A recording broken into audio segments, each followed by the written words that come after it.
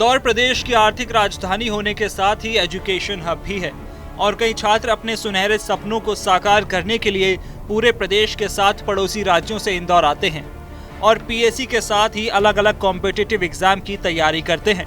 जहां कई छात्रों के सपने पूरे हो जाते हैं तो कई छात्रों के सपने अलग अलग कारणों से सपने ही रह जाते हैं।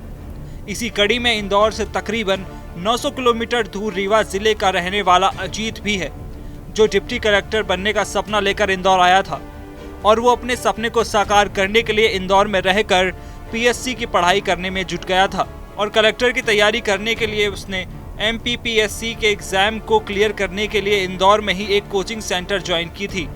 चूंकि पिता मध्यम वर्गीय परिवार से थे तो बेटे के सपने को साकार करने के लिए 5,000 रुपये प्रति महीना भेजते थे।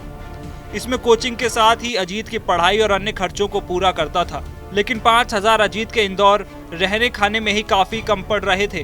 काफी सोचने के बाद आखिर अजीत ने पढ़ाई के साथ अपने खर्चों को पूरा करने के लिए एक अलग तरह की योजना बनाई। अजीत ने अपनी जरूरतों को पूरा करने के लिए पीएससी समोसे वाले की दुकान खोल दी।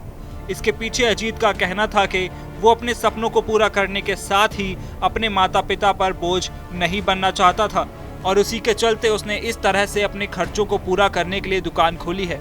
वहीं पीएससी समोसा दुकान का नाम इसलिए रखा क्योंकि उसने पीएससी की एग्जाम 2019 में दी थी और उसका रिजल्ट भी अभी तक नहीं आया है। पीएससी का रिजल्ट समय पर नहीं आने से कई स्टूडेंट्स केस को लेकर कोर्ट में चले गए और कोर्ट के आदेश के बाद रिजल्ट होल्ड कर दिया गया, जिसके बाद उसने फिर से 2020 में एग्जाम दिया लेकिन प्री क्लियर नहीं कर पाया था। जी, सिचुएशन ऐसी आई सर कि मैं एक्चुअली 2017 से पीएससी की प्रिपरेशन कर रहा हूँ। 2017 में मैं इंदौर आया था और 18 वाले एग्ज़ाम में मैं एलिजिबल नहीं था। मैं 19 में पहली बार एलिजिबल हुआ, 19 का एग्ज़ाम दिया। फिर 19 का भी क्या हुआ, हाई कोर्ट ने जजमेंट दे दिया कि जो आयोग ने रिजल्ट जारी किया असंवैधानिक है। तो इस तरीके से हम लोग सर फ्रस्ट्रेट हो गए और फिर 20 में भी सर कुछ नहीं हुआ, मेरा एक नंबर से रुक गया था।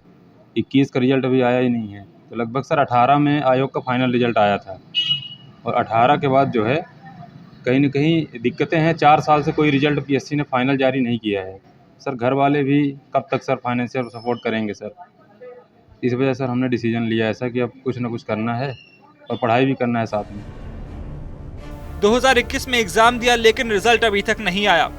एमपीपीएससी हर साल पीएससी का एग्जाम लेता है लेकिन रिजल्ट समय पर घोषित नहीं कर पा रहा है।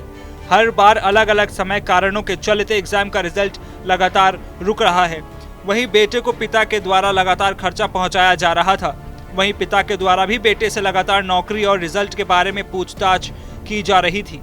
इन्हीं सब बातों से परेशान होकर उसने पीएससी समोसे वाले की दुकान की है और उसके माध्यम से रोजाना वो अपने खर्चों के साथ ही अपनी तैयारियों को जारी रखे हुए हैं। वो दुकान खोलने से पहले सुबह 4 बजे उठकर अपनी पहले पढ़ाई करते हैं, उसके बाद दुकान पर आकर अपना कामकाज संभालते हैं। वहीं अजीत का कहना है कि वो पीएससी के एग्जाम लगातार दे रहे हैं और उस सपने को पूरा करने की लगातार कोशिश कर रहे हैं। इसी के चलते उन्होंने पीएससी समोसा वाला दुकान का नाम रखा है।